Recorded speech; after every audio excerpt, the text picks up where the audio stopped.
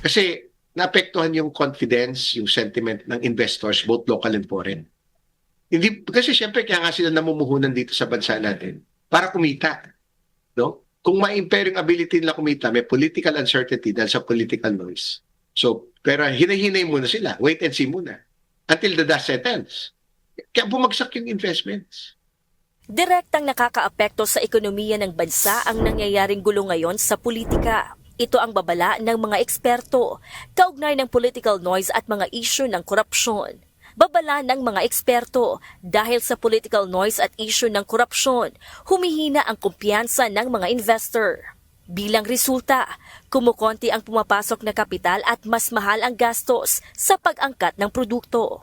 Nagre-resulta ito sa pag-atras ng mga namumuhunan, pagbagal ng negosyo, at sa huli, pagtaas ng presyo ng mga bilihin na direktang nararamdaman ng bawat pamilyang Pilipino. Lahat ng ini-import natin dahil lang sa palitan ng pera. No, mula lang mga September, October na nagka-political noise, konti pa lang yun. Wala, 4 na buwan pa lang yun. Tumaas yung mga inaangkat natin from abroad dahil lang sa palitan ng pera. We need to pay 5% to 6% more. O yun ang epekto ng political noise.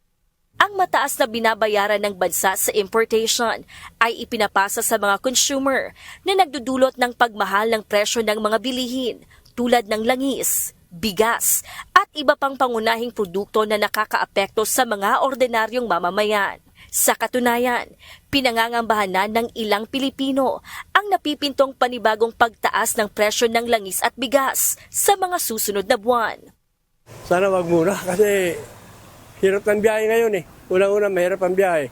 Pangalawa, pag nakakasolida ka nga, kaya lang eh, tingnan mo sa paligid mo, hirap kumuha ng pasahero.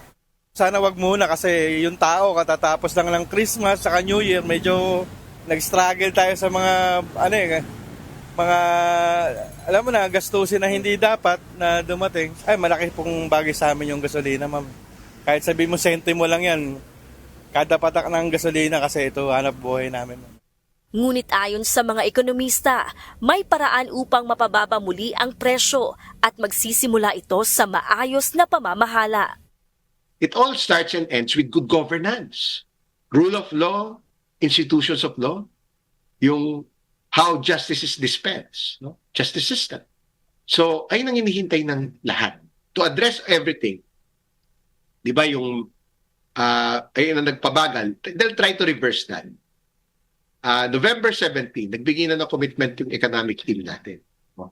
Na they would do catch-up spending with the priority in mind, no? Hinge on anti-corruption measures and reforms and other reforms that would further alleviate and level up the governance standards of the country.